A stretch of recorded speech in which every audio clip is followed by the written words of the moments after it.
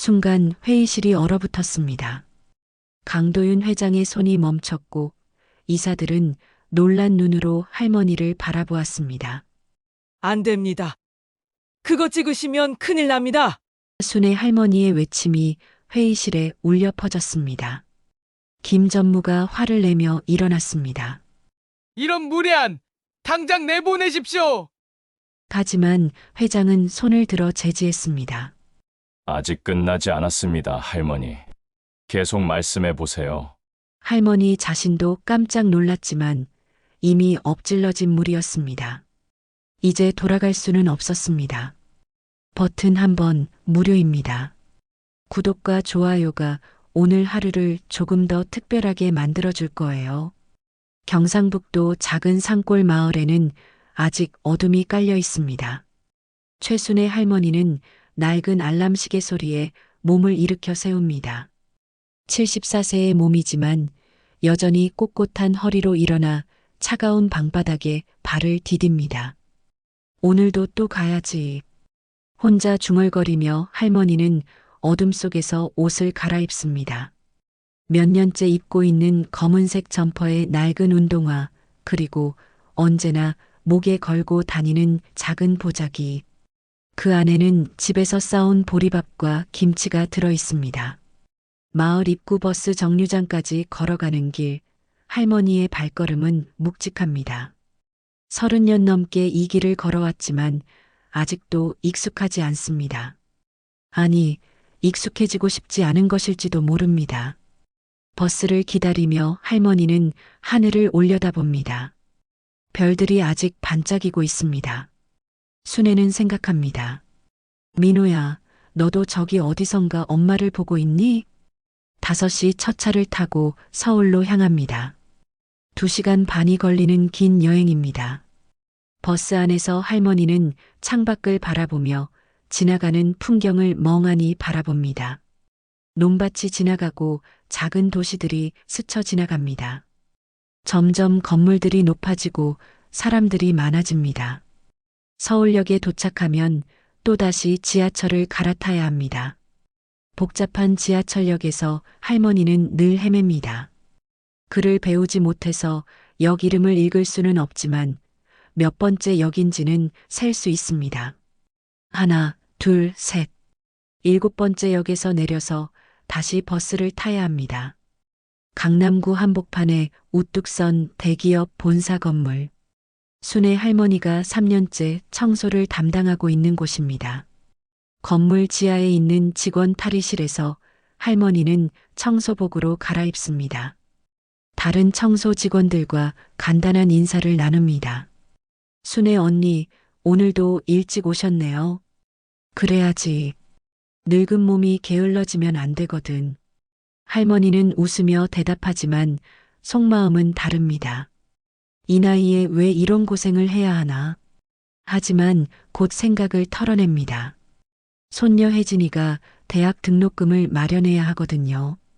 청소 도구를 챙겨서 엘리베이터를 타고 20층으로 올라갑니다. 회장실이 있는 층입니다. 할머니가 담당하는 구역이죠. 복도를 걸으며 할머니는 벽에 걸린 사진들을 바라봅니다. 회사의 역사를 보여주는 사진들입니다. 참 대단한 회사구나.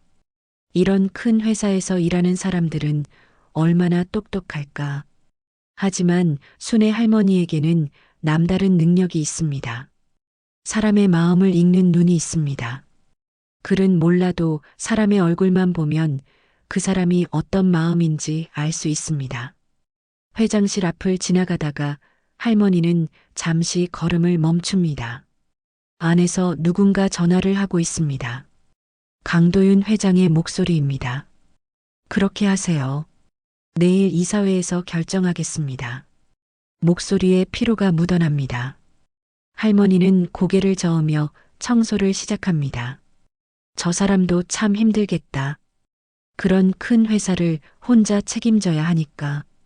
점심시간이 되자 할머니는 건물 옥상으로 올라갑니다. 다른 직원들은 구내식당에서 식사를 하지만 할머니는 집에서 싸온 도시락을 먹습니다. 보리밥에 김치 몇 조각, 그리고 작은 물병 하나. 소박한 점심입니다. 옥상에서 내려다보는 서울 시내는 정말 웅장합니다. 수많은 건물들이 빼곡히 들어서 있고 자동차들이 개미처럼 움직입니다. 할머니는 한숨을 쉽니다. 민호야, 내가 살아있었다면 저 아래 어디선가 열심히 일하고 있을 텐데. 아들 민호는 25년 전 이 도시 어디선가 세상을 떠났습니다. 정확한 사연은 모릅니다. 경찰에서는 사고사라고 했지만 할머니의 마음 한구석엔 늘 의문이 남아 있었습니다. 오후에는 회의실 청소가 있습니다. 큰 테이블과 의자들, 그리고 벽에 걸린 큰 화면. 모든 것이 할머니에게는 신기합니다. 여기서 무슨 중요한 일들이 결정되는구나. 청소를 하면서 할머니는 항상 조심스럽게 움직입니다. 중요한 서류들이 여기저기 놓여 있기 때문입니다. 글은 읽을 수 없지만 그 서류들이 소중한 것이라는 걸 알고 있습니다. 하루 일을 마치고 집으로 돌아가는 길, 할머니는 지하철에서 졸음과 싸웁니다. 피곤한 몸을 이끌고 버스에 올라타면 또 2시간 반의 여행이 기다리고 있습니다. 마을에 도착할 때쯤이면 이미 밤 10시가 넘습니다. 작은 집에서 손녀 혜진이가 기다리고 있습니다. 할머니, 오늘도 수고하셨어요. 우리 혜진이 공부는 잘했니? 네, 열심히 했어요. 할머니는 손녀의 머리를 쓰다듬으며 미소 짓습니다. 이 아이 하나 때문에 모든 고생이 견딜만합니다. 하지만 마음 한편으론 늘 미안합니다. 더 좋은 환경에서 키워주지 못해서요. 밤늦게 잠자리에 들며 할머니는 내일을 생각합니다. 또 새벽에 일어나서 서울로 가야 합니다. 언제까지 이런 생활을 해야 할까요? 하지만 포기할 수는 없습니다. 손녀를 위해서라도 견뎌야 합니다. 그 다음 날도 순애 할머니는 어김없이 새벽 4시에 일어났습니다. 평소와 다를 것 없는 하루가 시작될 것이라고 생각했습니다. 하지만 이날은 할머니의 인생을 완전히 바꿔놓을 날이었습니다. 버스 안에서도 평소처럼 창밖을 바라보며 지나가는 풍경을 멍하니 바라보았습니다. 오늘은 왠지 가슴이 답답했습니다. 밤새 이상한 꿈을 꾼 것 같은데 기억이 나지 않았습니다. 다만 무언가 불길한 기운이 느껴졌을 뿐입니다. 괜한 생각인가? 혼자 중얼거리며 할머니는 고개를 저었습니다. 나이가 들면 이런 감정이 자주 든다고 하니까요. 회사에 도착해서 청소를 시작했습니다. 오늘은 유독 사람들이 바쁘게 움직이는 것 같았습니다. 복도를 지나가는 직원들의 표정도 어딘지 긴장되어 보였습니다. 할머니는 사람의 감정을 읽는데 능숙했기 때문에 이런 분위기를 금세 알아차렸습니다. 뭔가 큰일이 있나 보구나. 엘리베이터에서 들은 직원들의 대화가 귀에 걸렸습니다. 오늘 긴급 이사회 있다면서요? 네, 회장님이 갑자기 소집하셨어요. 뭔가 중요한 결정이 있을 것 같아요. 할머니는 고개를 끄덕였습니다. 역시 무언가 일이 있었구나 싶었습니다. 점심시간 전 할머니는 20층 회의실 청소를 위해 올라갔습니다. 평소와 달리 회의실 앞에 경비원이 서 있었습니다. 하지만 할머니가 청소 도구를 들고 있는 것을 보고는 들여보내 주었습니다. 회의실 안은 이미 긴장감이 돌고 있었습니다. 큰 타원형 테이블 주위로 의자들이 정돈되어 있고 각 자리마다 두꺼운 서류들이 놓여 있었습니다. 할머니는 조심스럽게 구석에서 청소를 시작했습니다. 오후 2시 이사들이 하나둘씩 들어오기 시작했습니다. 모두들 심각한 표정이었습니다. 할머니는 구석에서 최대한 조용히 청소를 계속했습니다. 평소라면 회의가 시작되기 전에 나가라고 했겠지만 오늘은 모두들 바빠서 할머니의 존재를 잊고 있는 것 같았습니다. 마지막으로 강도윤 회장이 들어왔습니다. 할머니는 몇 번 본 적이 있는 분이었지만 오늘은 평소보다 훨씬 피곤해 보였습니다. 눈가에 그늘이 깊게 드리워져 있었습니다. 저분도 참 힘드시겠다. 그런 큰 회사 혼자 책임지시려니까. 할머니는 속으로 생각하며 구석에서 더욱 조용히 움직였습니다. 자, 그럼 시작하겠습니다. 회장의 목소리가 회의실에 울렸습니다. 할머니는 청소 도구를 정리하려고 했지만 이미 회의가 시작되어서 나가기가 어려워졌습니다. 그냥 구석에 조용히 있기로 했습니다. 오늘 안건은 여러분도 아시다시피 대성그룹과의 합병건입니다. 이사들 사이에서 웅성거리는 소리가 들렸습니다. 할머니는 무슨 말인지 정확히 알 수는 없었지만 뭔가 중요한 이야기라는 것은 알 수 있었습니다. 한 이사가 일어나서 말했습니다. 회장님, 이번 합병은 우리 회사에 엄청난 이익을 가져다 줄 것입니다. 주가도 2배 이상 오를 것으로 예상됩니다.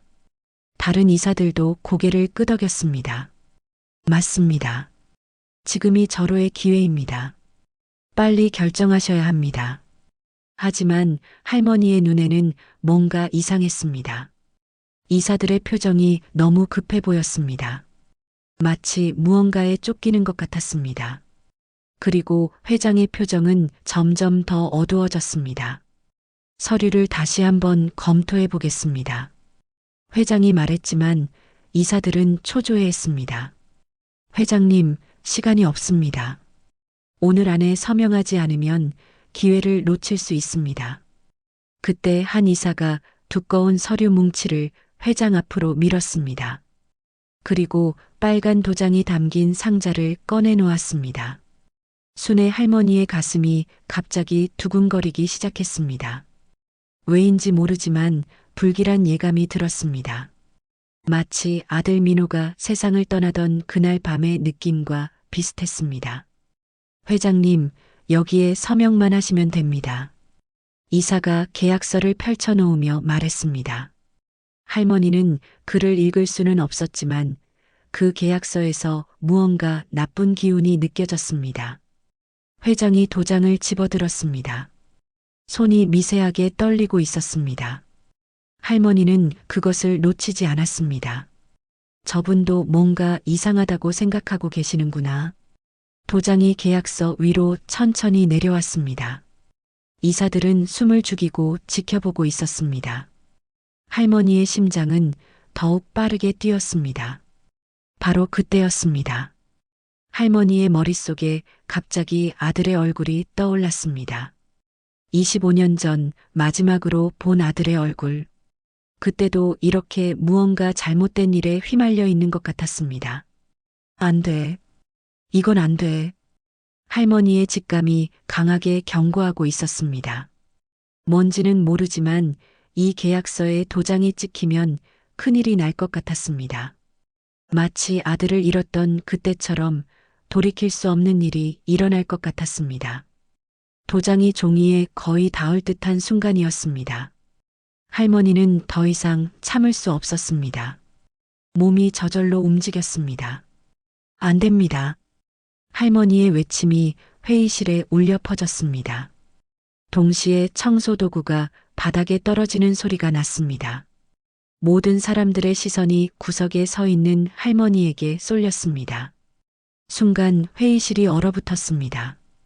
강도윤 회장의 손이 멈췄고 이사들은 놀란 눈으로 할머니를 바라보았습니다. 할머니 자신도 깜짝 놀랐습니다. 자기도 모르게 소리를 질렀던 것입니다. 하지만 이미 엎질러진 물이었습니다. 이제 돌아갈 수는 없었습니다. 회의실 안의 정적이 몇 초간 계속되었습니다. 순애 할머니는 자신이 무슨 일을 저질렀는지 깨닫고 온몸이 떨렸습니다. 하지만 이미 돌이킬 수 없었습니다.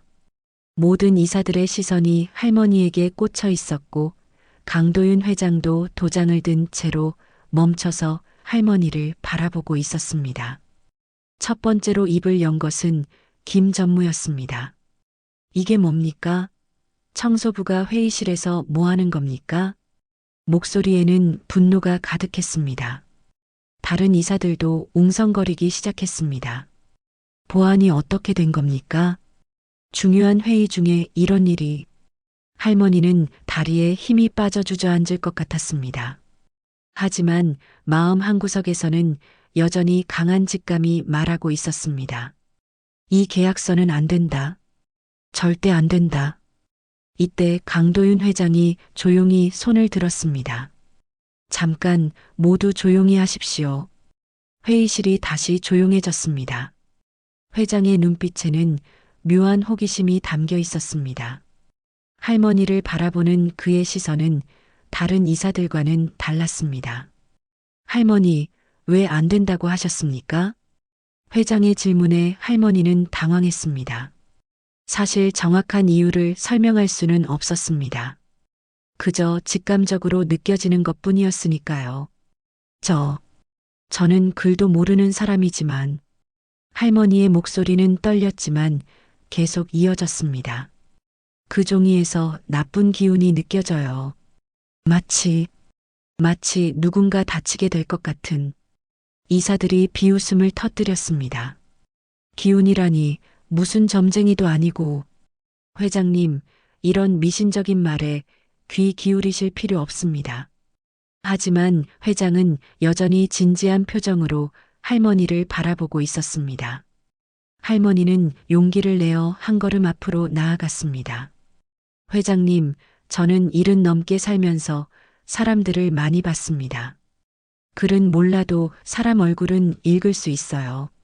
할머니는 이사들을 하나씩 바라보며 말했습니다. 이분들 얼굴에 거짓이 있어요. 진짜로 회사를 위한 마음이 아니라 다른 욕심이 보여요. 김 전무가 화를 내며 일어났습니다.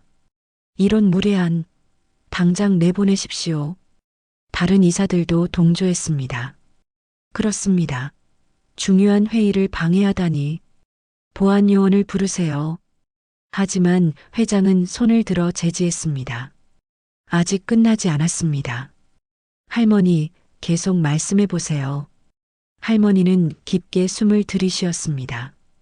이렇게 된 이상 끝까지 말해야겠다고 생각했습니다. 제 아들도 이런 일 때문에 죽었어요. 회의실이 다시 조용해졌습니다. 할머니의 눈에 눈물이 맺히기 시작했습니다. 25년 전 제 아들 민호가 서울에서 일하다가 갑자기 죽었어요. 경찰에서는 사고라고 했지만 저는 알고 있어요. 뭔가 나쁜 일에 휘말렸다는 걸. 회장의 표정이 미묘하게 변했습니다. 뭔가를 기억해내려는 듯한 표정이었습니다. 그때도 이런 계약서 같은 게 있었어요. 아들이 마지막에 전화로 말했거든요. 엄마, 회사에서 이상한 일이 일어나고 있어요. 나는 절대 못해요라고. 할머니는 눈물을 닦으며 계속했습니다. 그 다음날 아들이 죽었어요. 그 후로 저는 늘 생각했어요. 그때 제가 더 강하게 말렸더라면 아들을 살릴 수 있었을 텐데. 이사들은 더 이상 비웃지 않았습니다. 할머니의 진심이 전해졌기 때문입니다. 하지만 여전히 불편한 기색을 감추지 못했습니다. 그래서 오늘 이 계약서를 보는 순간 그때 느낌이 다시 살아났어요. 이건 사람을 해치는 종이에요. 절대 도장 찍으시면 안 됩니다. 회장이 계약서를 다시 내려다보았습니다.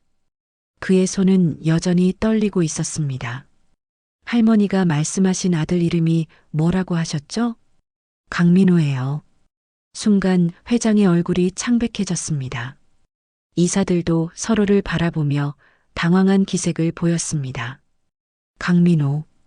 강민호라고 하셨습니까? 회장의 목소리가 떨렸습니다. 네, 제 아들 이름이 강민호입니다. 왜 그러세요? 회장은 잠시 말을 잇지 못했습니다. 머릿속에서 25년 전의 기억들이 되살아나고 있었습니다. 그때 회사에서 일어났던 일들, 그리고 한 젊은 직원의 죽음. 김 전무가 급하게 끼어들었습니다. 회장님, 과거 일은 중요하지 않습니다. 지금 우리가 집중해야 할 것은 이 계약입니다. 다른 이사들도 동조했습니다. 맞습니다. 시간이 없어요. 빨리 서명하십시오.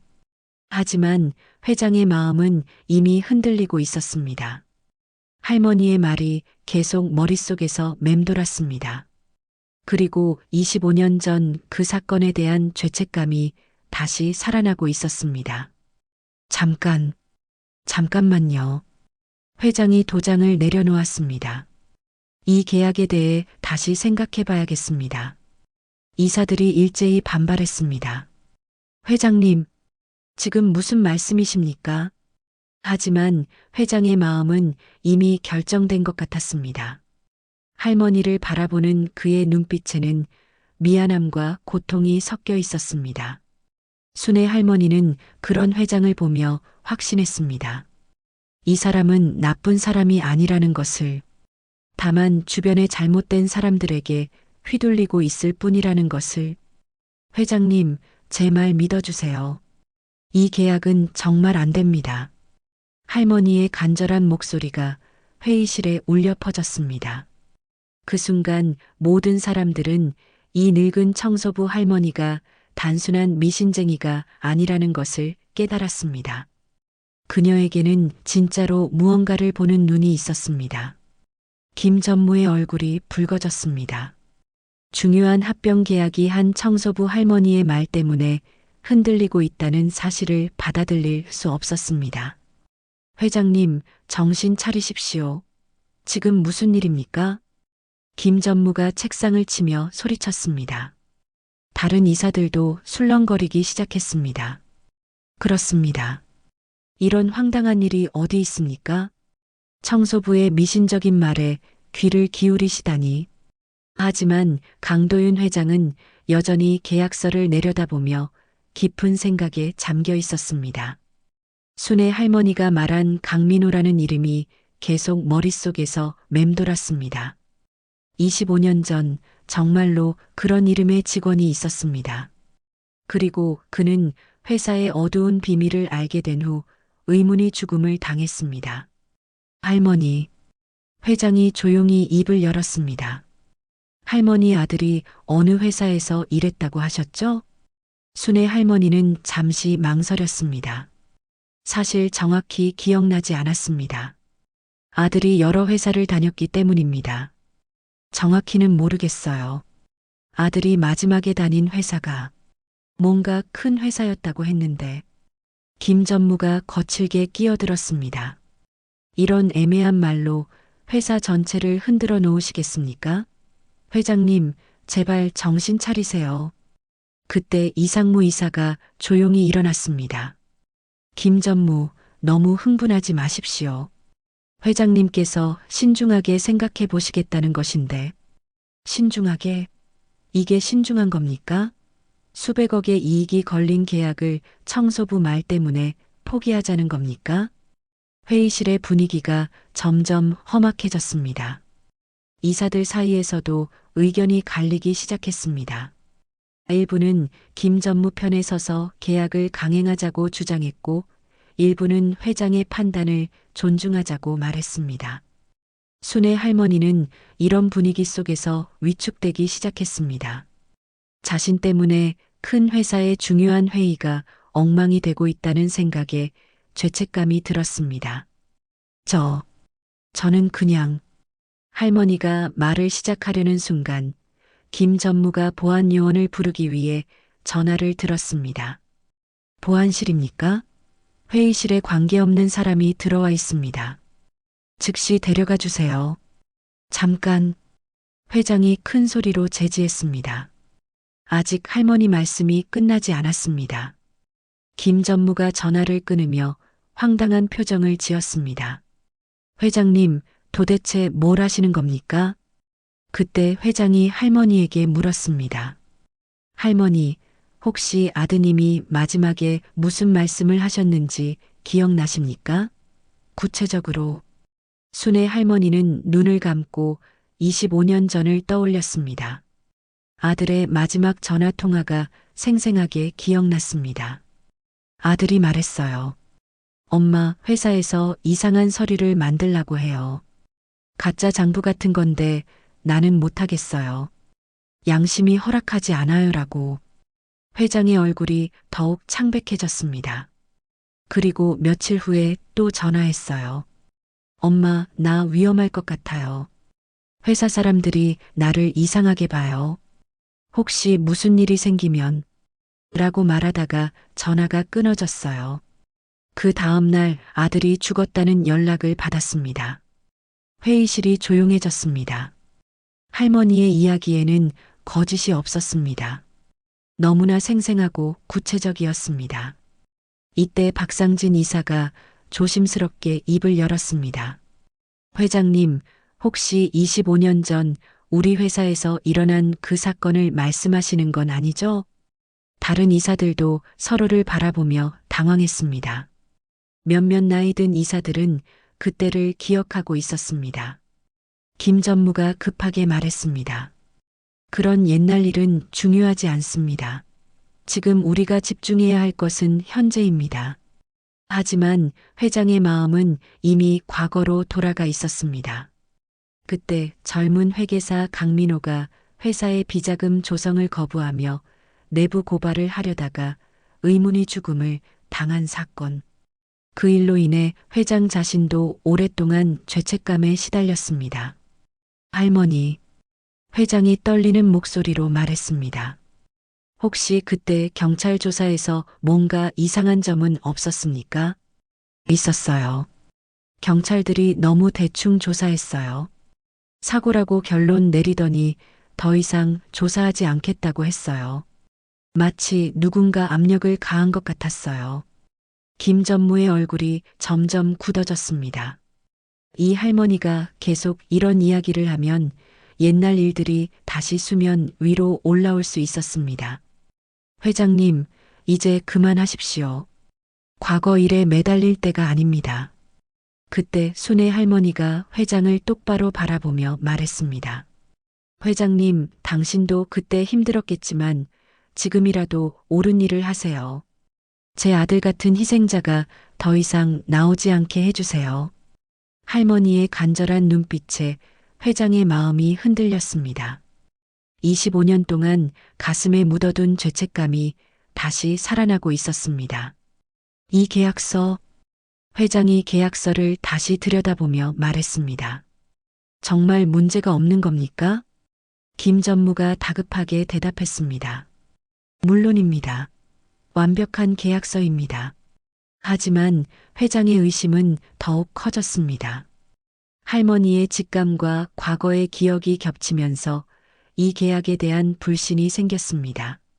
순애 할머니는 마지막 용기를 내어 말했습니다. 회장님, 제가 글은 몰라도 사람 마음은 압니다. 지금 이 자리에 앉아 있는 분들 중에 진짜로 회사를 생각하는 분이 몇 분이나 될까요? 할머니의 날카로운 지적에 이사들이 술렁거렸습니다. 하지만 아무도 반박할 수 없었습니다.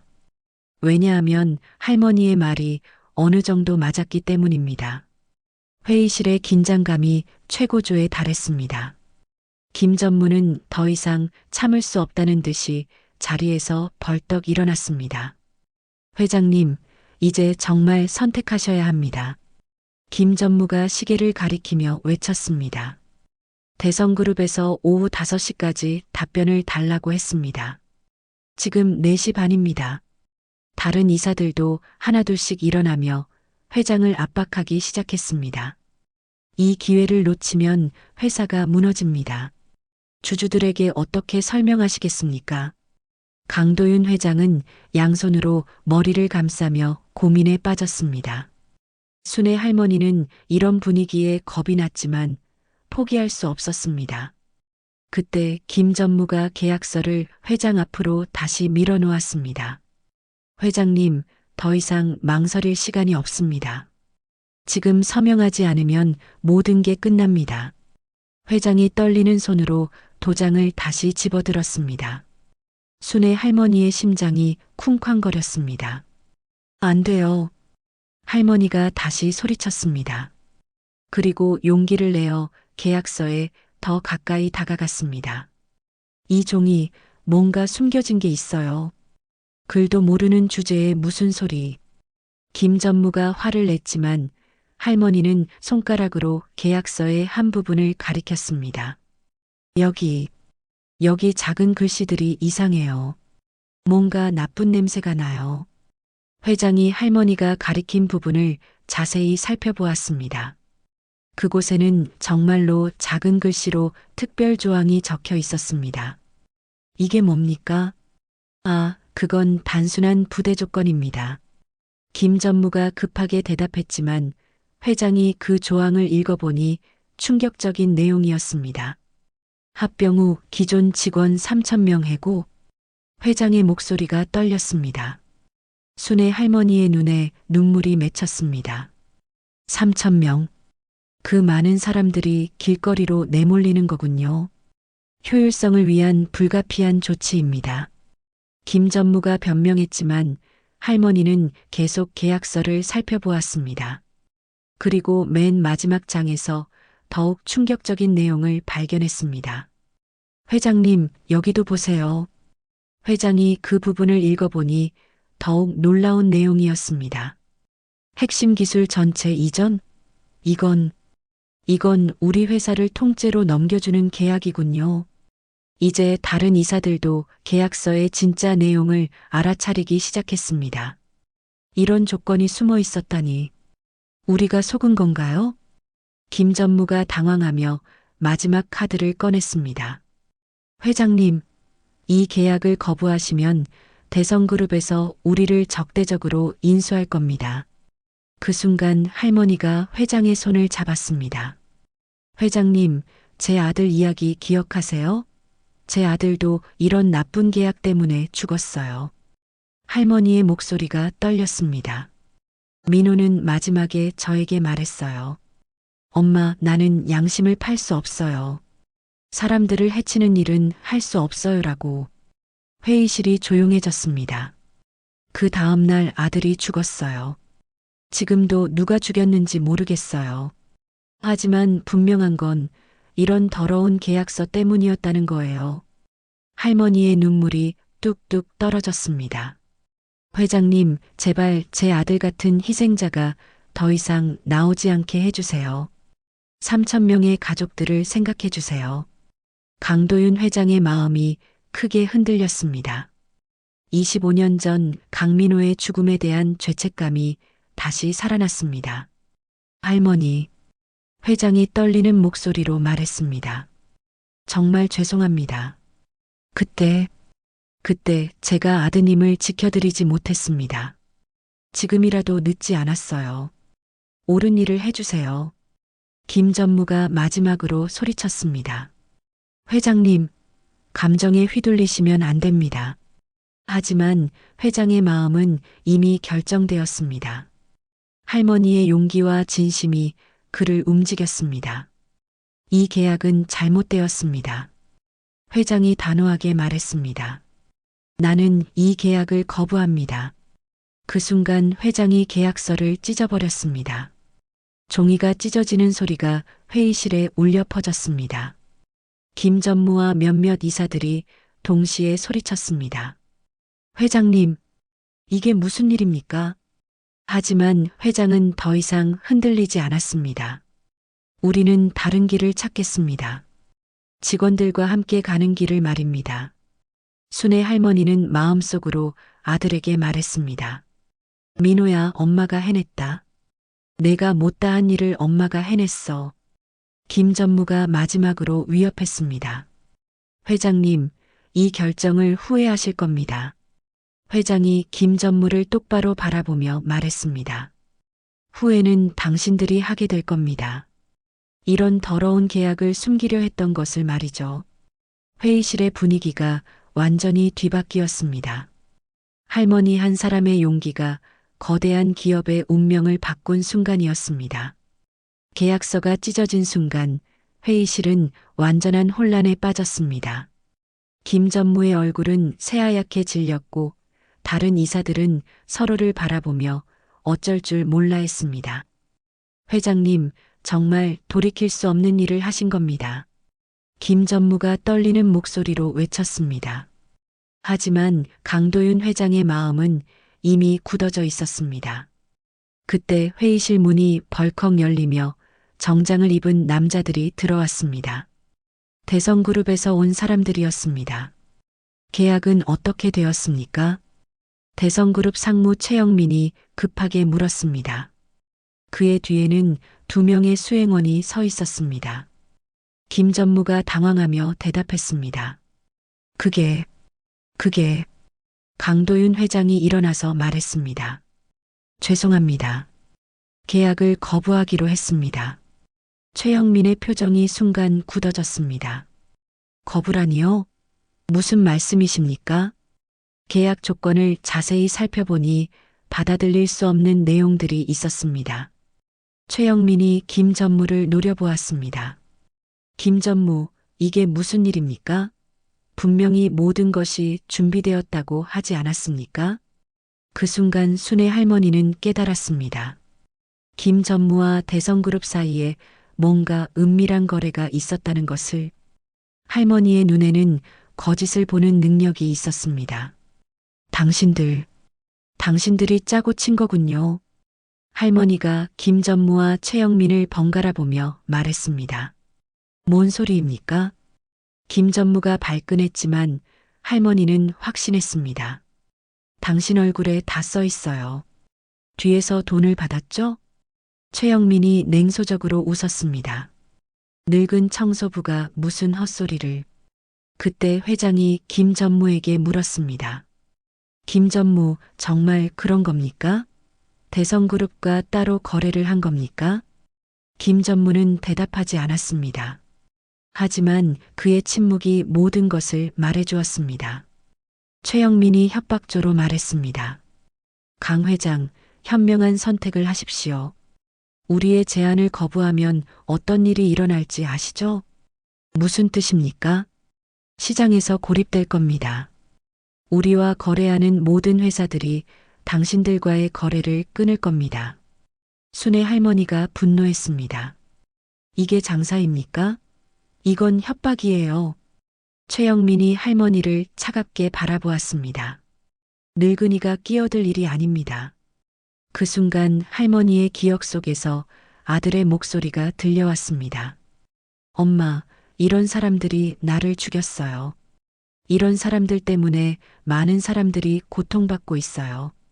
제 아들도 당신 같은 사람들 때문에 죽었어요. 할머니가 목소리를 높였습니다.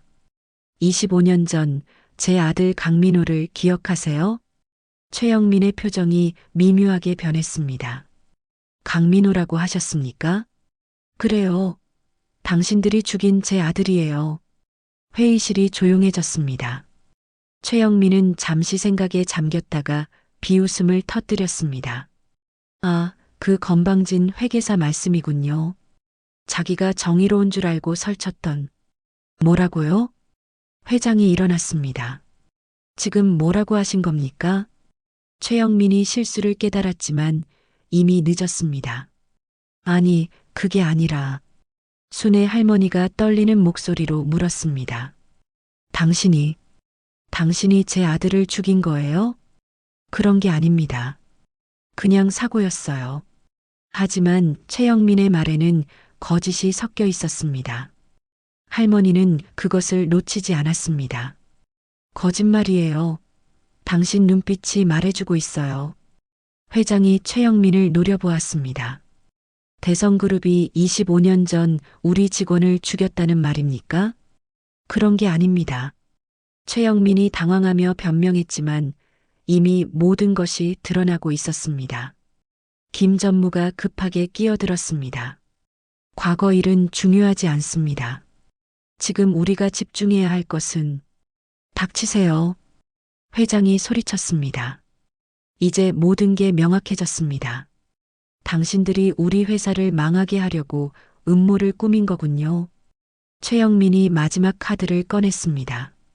강 회장, 현실을 보십시오.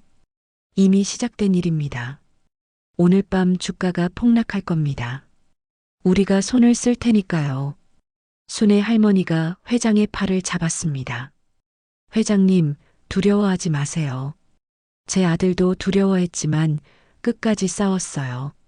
할머니의 따뜻한 손길이 회장에게 힘을 주었습니다. 할머니 말씀이 맞습니다. 더 이상 이런 악한 사람들에게 굴복할 수 없습니다. 회장이 단호하게 말했습니다.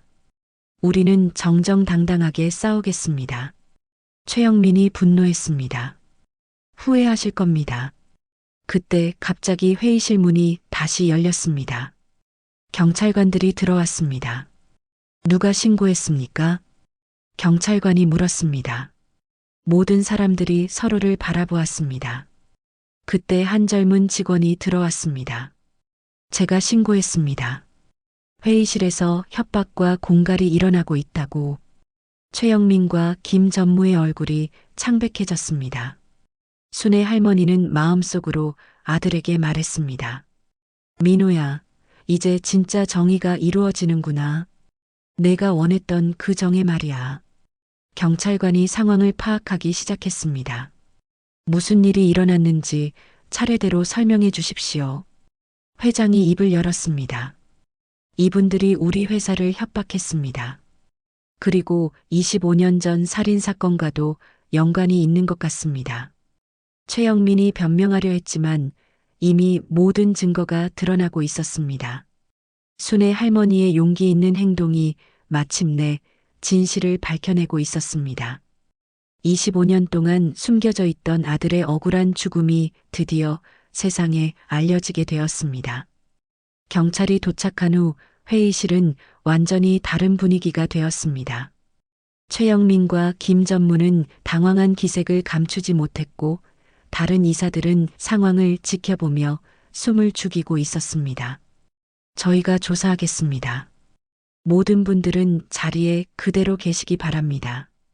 경찰관이 말했습니다. 순애 할머니는 떨리는 마음으로 의자에 앉았습니다. 드디어 아들의 억울함을 풀 수 있는 기회가 온 것 같았습니다. 강도윤 회장이 경찰관에게 말했습니다.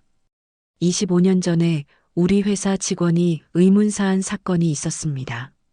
강민호라는 회계사였는데 이분이 그분의 어머니십니다.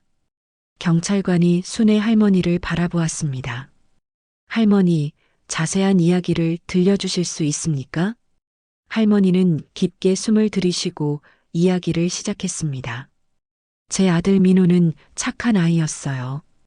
대학도 장학금으로 나오고 회계사 시험도 어렵게 합격했죠. 할머니의 목소리가 떨렸습니다. 그런데 회사에 들어간 후 이상한 일들이 벌어졌어요. 어느 날 밤 아들이 전화했어요. 엄마, 회사에서 이상한 장부를 만들라고 해요. 가짜 장부 같은 건데 저는 할 수 없어요라고. 경찰관이 메모를 하며 들었습니다. 그 다음에는 어떻게 되었습니까? 며칠 후 또 전화가 왔어요. 목소리가 많이 떨리고 있었어요. 엄마, 저 위험할 것 같아요. 회사 사람들이 저를 감시하고 있어요. 혹시 무슨 일이 생기면 라고 말하다가 전화가 끊어졌어요. 최영민이 끼어들었습니다. 그런 추측만으로는 조용히 하세요. 경찰관이 제지했습니다. 할머니가 계속 말했습니다. 그 다음날 아침에 연락이 왔어요. 아들이 죽었다고. 한강에서 떠내려가는 걸 발견했다고. 할머니의 눈에서 눈물이 흘러내렸습니다. 경찰에서는 자살이라고 했어요. 하지만 저는 알아요. 우리 민호는 절대 그런 아이가 아니에요. 누군가 죽인 거예요. 그때 최영민이 변명하기 시작했습니다. 할머니, 그때는 정말 사고였습니다. 아무도 일부러 그런 게 아니에요. 그럼 당신이 뭘 안다는 말이에요? 회장이 최영민을 노려보았습니다. 아까부터 계속 그 사건에 대해 아는 척하고 있잖아요. 최영민이 당황하며 말을 더듬었습니다. 그게 아니라 그냥 들어서 아는 얘기일 뿐이에요. 경찰관이 의심스러운 눈으로 최영민을 바라보았습니다. 혹시 그때 그 사건과 관련이 있으십니까? 김 전무가 급하게 끼어들었습니다. 과거 일은 이미 끝난 일 아닙니까? 지금 우리가 해야 할 일은 김 전무 회장이 소리쳤습니다. 당신도 그때 일을 알고 있었던 거군요. 순애 할머니가 일어나서 김 전무 앞으로 다가갔습니다. 당신 얼굴에서 죄책감이 보여요. 제 아들한테 무슨 짓을 한 거예요? 김 전무가 뒷걸음질 쳤습니다. 저는 아무것도 안 했어요. 거짓말이에요. 당신 눈빛이 말해주고 있어요. 할머니가 떨리는 목소리로 외쳤습니다. 제 아들이 마지막에 한 말이 뭔지 아세요? 엄마, 저는 양심을 팔 수 없어요. 사람들을 속이는 일은 할 수 없어요라고 했어요. 회의실이 조용해졌습니다. 할머니의 절절한 호소가 모든 사람의 마음을 울렸습니다. 그런데 당신들이 제 아들을 죽였어요. 정의롭게 살려고 했던 제 아들을. 경찰관이 김 전무에게 물었습니다. 혹시 25년 전 강민호 씨 사건에 대해 아시는 게 있으십니까? 김 전무는 대답하지 않았습니다. 하지만 그의 침묵과 창백한 얼굴색이 모든 것을 말해주고 있었습니다. 그때 최영민이 마지막 발악을 했습니다. 이건 모두 조작입니다. 늙은 할머니의 망상이에요. 순애 할머니가 최영민을 똑바로 바라보았습니다. 조작이라고요? 그럼 당신이 아까 제 아들을 건방진 회계사라고 한 건 뭐예요? 그건 제 아들 이름을 어떻게 알았어요? 그때 일과 상관없다면서 왜 제 아들을 기억하고 있어요? 최영민이 말문이 막혔습니다. 자신의 실수를 깨달았지만 이미 늦었습니다. 경찰관이 수첩을 꺼내며 말했습니다. 이 사건을 다시 조사해야겠습니다. 관련자들은 모두 조사받으셔야 합니다. 그 순간 순애 할머니는 무릎이 꺾어지며 주저앉았습니다. 25년 동안 품고 있던 한이 터져나오는 순간이었습니다. 민호야, 민호야. 할머니가 울부짖었습니다. 엄마가 늦었구나. 정말 늦었어. 하지만 이제라도 내 억울함을 풀어줄 수 있을 것 같다. 강도윤 회장이 할머니를 부축하며 말했습니다. 할머니, 제가 도와드리겠습니다. 아드님의 억울함을 꼭 풀어드리겠습니다. 김 전무와 최영민은 더 이상 변명할 수 없었습니다. 순애 할머니의 용기와 진실이 결국 그들의 거짓을 무너뜨린 것입니다. 경찰관이 말했습니다. 모든 분들은 경찰서에서 정식 조사를 받으셔야 합니다. 순애 할머니는 마음속으로 아들에게 말했습니다. 민호야, 엄마가 해냈어. 내가 못다한 정의를 엄마가 이뤄냈어. 이제 편히 쉬어도 돼. 회의실을 나서며 할머니는 고개를 높이 들었습니다. 더 이상 두렵지 않았습니다. 진실이 승리했기 때문입니다. 강도윤 회장이 할머니에게 말했습니다. 할머니 덕분에 저도 용기를 얻었습니다. 이제 정말 바른 경영을 하겠습니다. 순애 할머니의 작은 용기가 거대한 변화를 일으킨 순간이었습니다. 석 달이 지났습니다. 가을이 깊어가는 어느 날 순애 할머니는 평소와 다른 마음으로 서울행 버스에 몸을 맡겼습니다. 오늘은 청소를 하러 가는 날이 아니었습니다. 법원에서 열리는 재판 결과를 듣기 위해서였습니다. 지난 석 달 동안 많은 일들이 일어났습니다. 경찰 수사 결과 25년 전 아들 민호의 죽음이 단순한 사고가 아니라는 것이 밝혀졌습니다. 김 전무와 최영민, 그리고 당시 관련되었던 여러 사람들이 증거인멸과 살인교사 혐의로 기소되었습니다. 버스 안에서 할머니는 창밖을 바라보며 생각했습니다. 민호야, 오늘 드디어 내 억울함이 풀리는구나. 법원에 도착하니 강도윤 회장이 기다리고 있었습니다. 지난 석 달 동안 회장은 할머니를 든든하게 도와주었습니다. 변호사 비용은 물론이고 할머니가 증언할 때마다 옆에서 힘이 되어 주었습니다. 할머니, 오늘 좋은 결과가 있을 겁니다. 회장이 할머니의 손을 잡으며 말했습니다. 고맙습니다, 회장님. 회장님 덕분에 여기까지 올 수 있었어요. 법정으로 들어가니 이미 많은 사람들이 앉아 있었습니다. 기자들도 여러 명 보였습니다. 이 사건은 대기업의 비리와 관련된 큰 사건이 되어 있었습니다. 피고석에는 김 전무와 최영민이 고개를 숙이고 앉아 있었습니다. 석 달 전 그 오만한 모습은 온데간데 없었습니다. 판사가 들어오자 법정이 조용해졌습니다. 지금부터 판결을 선고하겠습니다. 판사의 목소리가 법정에 울려 퍼졌습니다. 피고인 김종현은 25년 전 피해자 강민호 씨의 죽음에 관여한 혐의와 증거인멸 혐의로 징역 10년을 선고합니다. 순애 할머니의 눈에서 눈물이 흘러내렸습니다. 피고인 최영민은 살인교사 혐의로 징역 15년을 선고합니다. 법정에서 웅성거리는 소리가 들렸습니다. 할머니는 가슴이 벅찼습니다. 드디어 아들의 억울함이 풀렸습니다. 판사가 계속 말했습니다. 피해자 강민호 씨는 회사의 비리를 거부하고 정의를 지키려다 목숨을 잃었습니다. 이는 우리 사회가 기억해야 할 숭고한 희생입니다. 순애 할머니는 마음속으로 아들에게 말했습니다. 민호야, 들었니?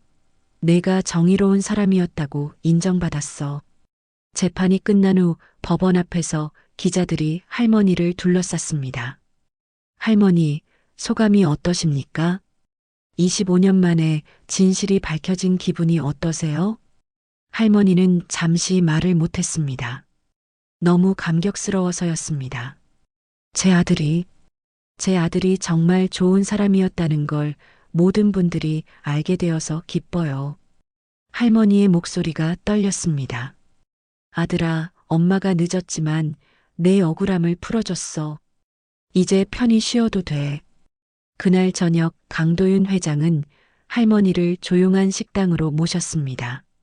할머니, 제가 제안하고 싶은 게 있습니다. 무슨 말씀이세요? 할머니께서 우리 회사에서 일하시는 것 말고 다른 일을 하시면 어떨까요? 할머니가 고개를 갸웃했습니다. 저 같은 늙은이가 무슨 다른 일을 할 수 있겠어요? 할머니께는 특별한 능력이 있으세요. 사람의 마음을 보는 눈이 있으시잖아요. 회장이 진지하게 말했습니다. 우리 회사의 윤리감시위원으로 오시면 어떨까요? 임직원들이 올바른 길을 가는지 지켜봐 주시는 거예요. 할머니는 깜짝 놀랐습니다. 제가 그런 큰일을 할 수 있을까요? 물론이에요. 할머니만큼 정의로운 분은 없어요. 한 달 후 순애 할머니는 정말로 회사의 윤리감시위원이 되었습니다. 더 이상 새벽에 일어나서 청소를 하지 않아도 되었습니다. 대신 회사의 중요한 회의에 참석해서 올바른 결정이 내려지는지 지켜보는 일을 했습니다. 어느 날 회의에서 한 임원이 수상한 제안을 했습니다. 이번 프로젝트는 약간의 편법이 필요합니다만 할머니가 즉시 말했습니다. 안 됩니다. 편법은 결국 누군가를 해치게 되어 있어요. 임원이 당황했습니다. 하지만 할머니, 사업도 사람이 하는 일이에요. 사람을 해치면서 하는 사업은 사업이 아니에요. 할머니의 단호한 말에 회의실이 조용해졌습니다. 강도윤 회장이 고개를 끄덕였습니다. 할머니 말씀이 맞습니다. 다른 방법을 찾아봅시다. 이렇게 해서 회사는 점점 더 정직하고 올바른 기업이 되어갔습니다.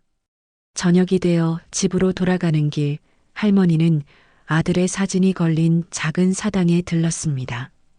민호야, 엄마가 내가 하고 싶었던 일을 이어가고 있어. 사람들이 정직하게 살 수 있도록 도와주고 있단다. 사진 속 아들이 미소 짓는 것 같았습니다. 그리고 혜진이도 대학에 잘 다니고 있어. 내 조카가 정말 훌륭하게 자라고 있단다. 손녀 혜진이는 이제 장학금을 받으며 법학과에 다니고 있었습니다. 할아버지처럼 정의로운 사람이 되고 싶다고 했습니다. 밤늦게 잠자리에 들며 할머니는 창밖의 별을 바라보았습니다. 어둠 속에서도 별들은 환하게 빛나고 있었습니다. 민호야, 내가 심은 정의의 씨앗이 이렇게 꽃을 피웠어. 엄마도 이제 당당하게 살 수 있겠다. 순애 할머니의 작은 용기가 거대한 변화를 만들어낸 이야기. 그 변화는 지금도 계속되고 있습니다. 정의는 결코 늦지 않는다는 것을, 그리고 한 사람의 용기가 세상을 바꿀 수 있다는 것을 보여준 감동적인 이야기였습니다. 이야기가 마음을 어루만졌다면 구독과 좋아요로 그 온기를 함께 나눠주세요.